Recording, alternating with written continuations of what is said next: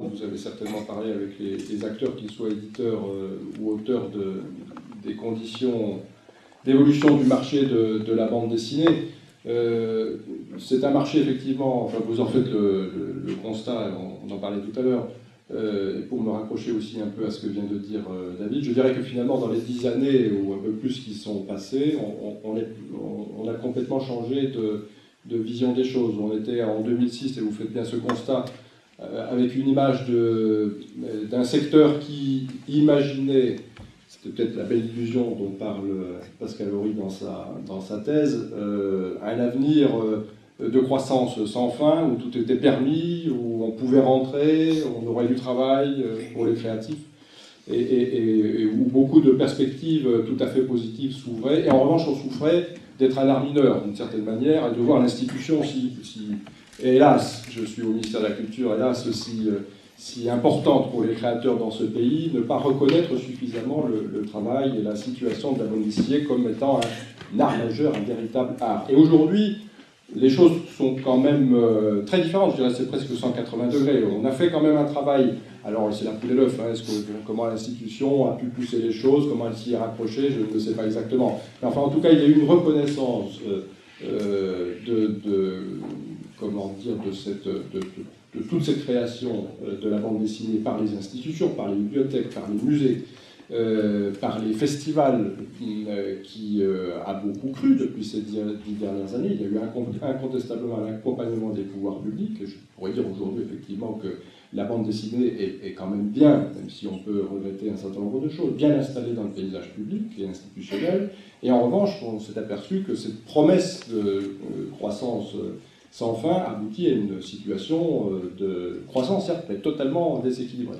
Donc on a un marché qui s'est développé, incontestablement, qui s'est beaucoup développé. On a un nombre de titres qui a fortement cru. Je crois qu'il y a à peu près 10%, enfin, la bande dessinée représente 10% du nombre de titres publiés en France chaque année. Le nombre de titres lui-même croissant chaque année. Hein. On n'est pas seulement, la bande dessinée croît plus vite, mais enfin, quand on regarde les chiffres du dépôt légal de la Bibliothèque nationale, ça nous pose des problèmes de conservation d'ailleurs, chaque année c'est plus. Hein, 70 000 titres chaque année aujourd'hui, et demain ça sera encore davantage. Et ce n'est pas du tout le numérique qui va changer les choses comme le croyait le président de la Bibliothèque nationale il y a encore quelques années.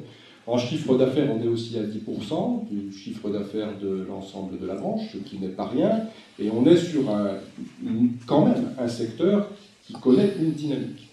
Alors ce secteur dynamique, il illustre par ses déséquilibres, je pense, je ne sais pas si je remets en cause certaines vaches sacrées du ministère, mais il montre un certain nombre de limites de notre outil de régulation fondamentale, à mon sens, qui est la loi Lang, qui reste vraiment le grand dispositif de régulation de l'ensemble du secteur, pas seulement de la bande dessinée, mais de l'ensemble du secteur. La loi Lang qui permet effectivement, vous le savez, de donner la possibilité, qui donne le monopole de la fixation du prix, non pas à Auchan, non pas aux libraires du coin, non pas à Amazon, mais au système créatif.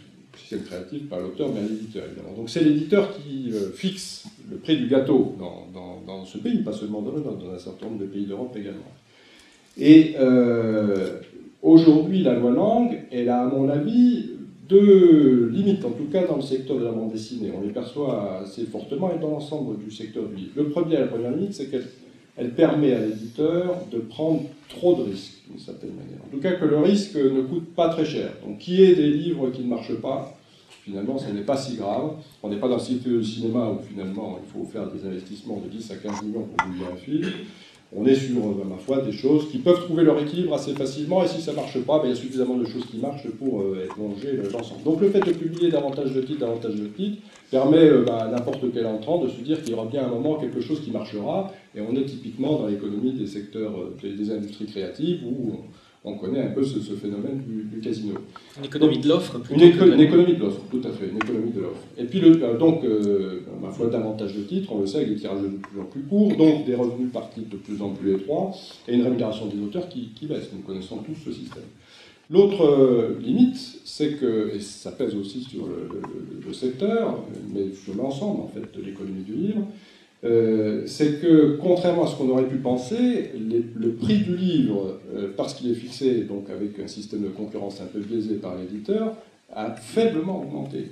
qu'on observe depuis une vingtaine d'années, c'est que le prix du livre est en déflation, mais assez sensible par rapport au panier de la ménagère, au coût général des choses. Donc, qu'est-ce qui se fait? Si un éditeur il veut gagner autant d'argent, ben, il va faire pression à la fois sur l'amont, c'est-à-dire que des auteurs dans la salle qui servent ce qu'il en est, donc la rémunération va baisser, bien entendu, et sur la base de la chaîne, c'est-à-dire sur le libraire, qui lui va avoir ses charges augmentées, ses charges de centralité, les loyers qui coûtent de plus en plus cher, le personnel qui coûte de plus en plus cher, et le prix du livre qui baisse. Donc voilà un peu les sources des équilibres, à mon avis, et qui montrent un peu les limites auxquelles on est arrivé. Auteurs et libraires sont les variables d'ajustement. J'ai tendance à le croire. Je sais que je vais choquer pas mal d'éditeurs, notamment OCDE, mais c'est simple. Aujourd'hui, les variables d'ajustement, elles sont en haut et elles sont en bas, tout à fait. D'accord. Alors une autre question qui est de votre ressort. Le Centre national du livre, c'est un peu le... Il y aurait beaucoup à intervenir sur ce sujet. Oui, mais il y aura un temps pour les questions. Et si on commence maintenant, on n'arrivera pas au bout des propos des uns et des autres. Je suis désolé. Moi, il y a juste un truc que je ne comprends pas, en fait, c'est les influences de la loi Lang sur, sur la fixation du prix, sur ce que vous décrivez, enfin, le jeu de rapport, en fait. J'ai pas tout saisi, en fait. L'éditeur fixe le prix. Hein. Et le premier point, lorsque vous maîtrisez votre valeur, l'ensemble de la chaîne, effectivement, vous avez davantage de capacité à prendre des risques que si vous ne maîtrisez pas votre prix. Si ce n'est pas vous qui fixez votre prix de revient et qui maîtrisez vos coûts, la prise de risque est beaucoup plus difficile. C'est ce qui fait que dans un certain nombre de pays où il n'y a pas de fixation par l'éditeur et par l'aspect créatif, la concentration sur des titres de grand tirage, sur les best-sellers, le phénomène de best-sellisation est beaucoup plus important que dans un pays comme le nôtre. Ça me paraît assez logique. Et c'est d'ailleurs confirmé par les faits. C'est ce qui fait d'ailleurs que la loi Lang a toujours été portée comme étant, et c'est vrai, comme étant un outil essentiel de diversité culturelle, de diversité éditoriale. Je voulais vous interroger un petit peu sur la politique conduite par le CNL au bénéfice de la bande dessinée. Donc c'est un peu le bras armé de la direction du livre et de la lecture pour ce qui concerne l'aide aux auteurs notamment. Aide qui peut prendre plusieurs formes. Il y a des bourses de création et il y a des aides à la publication de certains types d'ouvrages. Et des aides au festival. Et également des aides au festival. Alors déjà, comment est-ce que cette enveloppe globale, la dotation bande dessinée, disons au sein du CNL, a évolué au cours de ces 10 dernières années? Elle est relativement stable sur ces dernières années. Donc le CNL, pour l'ensemble de la branche de la BD, si j'ai bonne mémoire, doit dépenser par an, grosso modo, 1,2 million en direction de l'ensemble du secteur. Ça se répartit, à mon avis, si j'ai bonne mémoire, à peu près équitablement entre le secteur... entre les bourses de création, donc l'aide directe aux auteurs. Il doit y avoir, je pense, 300 000 € pour les bourses aux auteurs, à peu près l'équivalent pour l'aide à l'édition. Et puis après, on a toute l'aide au festival, donc non seulement bien sûr au festival d'Angoulême, le plus connu, mais à tous les festivals que vous pouvez connaître, comme Quai des Bulles et les autres. Et puis le CNL aide également, et ça c'est important, les bibliothèques à acquérir des fonds. Lorsqu'elles ont une politique de constitution de fonds spécialisés, raisonnée, le CNL intervient également, et c'est un moyen assez intéressant pour les institutions de lecture publique, effectivement, d'acquérir des fonds intéressants, diversifiés dans le domaine de la bande dessinée. Alors, restons sur les auteurs à proprement parler, puisque depuis 2 jours, on voit qu'ils sont confrontés à un certain nombre de difficultés économiques pour beaucoup d'entre eux. Est-ce que vous recevez un nombre croissant de demandes d'aide, de bourses, etc. Est-ce qu'on frappe de plus en plus nombreux à votre guichet? Du côté du CNL, je ne le sais pas exactement. Ce que je sais, c'est qu'on frappe au ministère de la Culture, incontestablement, et que si l'ensemble des auteurs frappent, puisque ce phénomène de relative paupérisation, parfois franche paupérisation des auteurs, touche l'ensemble du secteur, c'est du côté de la bande dessinée que les revendications sont les plus fortes et portées avec le plus de voix.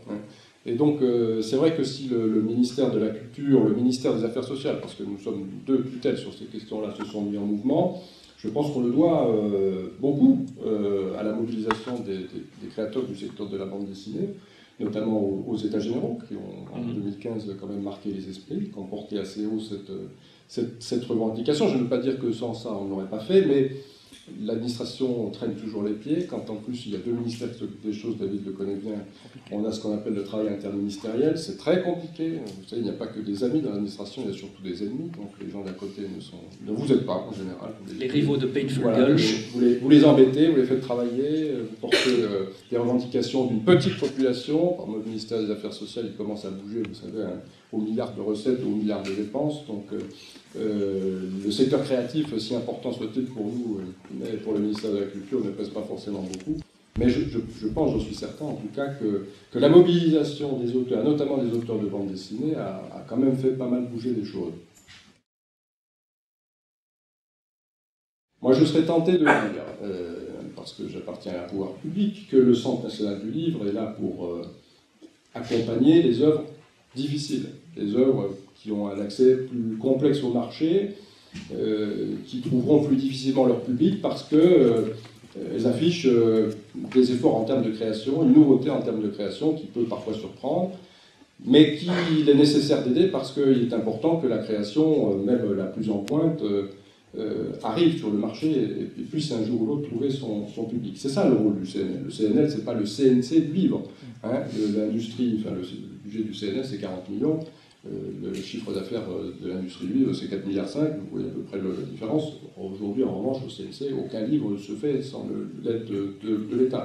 Donc si on a un rôle à jouer avec le CNL, c'est précisément pour que la diversité puisse exister, pour donner une chance aux livres, même les plus difficiles. Et je ne veux pas dire, c'est un débat sans fin, je ne veux pas dire que les grands éditeurs ne publient que des choses du mainstream, que des choses faciles à lire. J'ai lu des articles intéressants d'un certain nombre d'éditeurs qui avaient été rachetés, qui étaient particulièrement créatifs et qui disaient que le fait d'avoir été rachetés, ça leur donnait une assise financière qui leur permettait d'arrêter de monter des cartons, de faire tout le boulot et puis de se concentrer sur le travail qu'ils aimaient, c'est-à-dire le vrai travail créatif. Donc la différence et la séparation n'est pas, on le sait, dans ces industries culturelles, n'est pas aussi ferme que ça. Voilà, donc là, ma réponse est un peu mi-figue, mi-raisin. Je dirais que dès le moment où un éditeur, quel qu'il soit, prend des risques, soutient la véritable création, et ce d'autant plus que cet éditeur, effectivement, a une assise financière assez faible, le CNL doit intervenir. Alors un phénomène assez frappant de ces dernières années, qui va probablement s'amplifier avec le redécoupage du territoire en grandes régions, c'est le fait que l'État n'est plus seul à aider la création en bande dessinée, mais que les collectivités territoriales, de plus en plus, sont montées au créneau. On voit que plusieurs régions, via notamment les centres régionaux du livre, mais éventuellement par d'autres biais aussi, accordent des bourses ou des aides aux petites structures éditoriales, ouvrent des lieux de résidence pour les créateurs de bande dessinée, etc. Donc il y a là tout un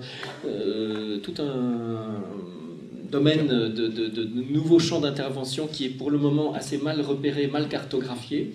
Est-ce qu'il y a une concertation déjà, est-ce qu'une articulation entre la politique de l'État et celle des régions dans un domaine comme celui de la bande dessinée? Et est-ce qu'il y a une optique de complémentarité entre ce que les uns et les autres pourraient faire?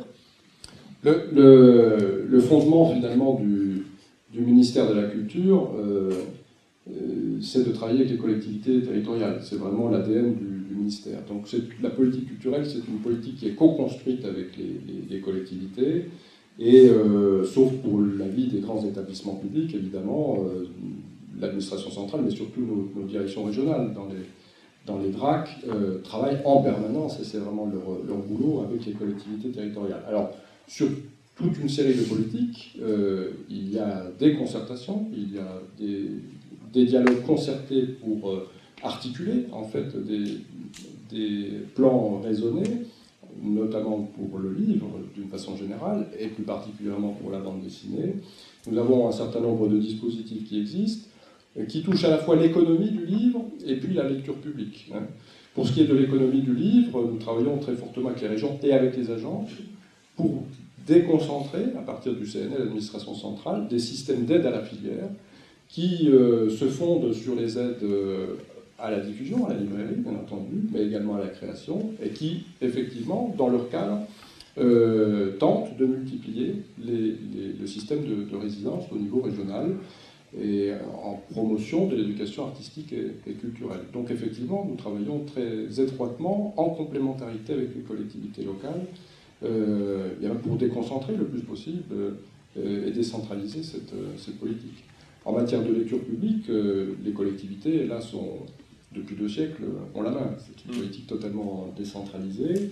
Et vous le savez, de ce côté-là, les collectivités n'ont pas attendu l'État pour reconnaître elles-mêmes la bande dessinée. La bande dessinée fait partie incontestablement et fortement des collections de toutes les bibliothèques. J'ai les chiffres de 2015, puisque nous faisons des statistiques d'activité des bibliothèques. 17% du budget d'acquisition des bibliothèques en 2015 a été consacré à la bande dessinée, dans toute sa diversité. Donc c'est plus que ce que fait le marché, effectivement, en termes d'achat dans la librairie. Et les lecteurs de bande dessinée sont les lecteurs les plus assidus et les plus inscrits dans les bibliothèques de lecture publique. Donc ça c'est bien, mais je ne sais pas si c'était une phrase apocryphe de Jacques Lang qui disait que le destin du ministère de la Culture, c'est disparaître quand les collectivités auraient enfin effectivement joué leur rôle et repris la main.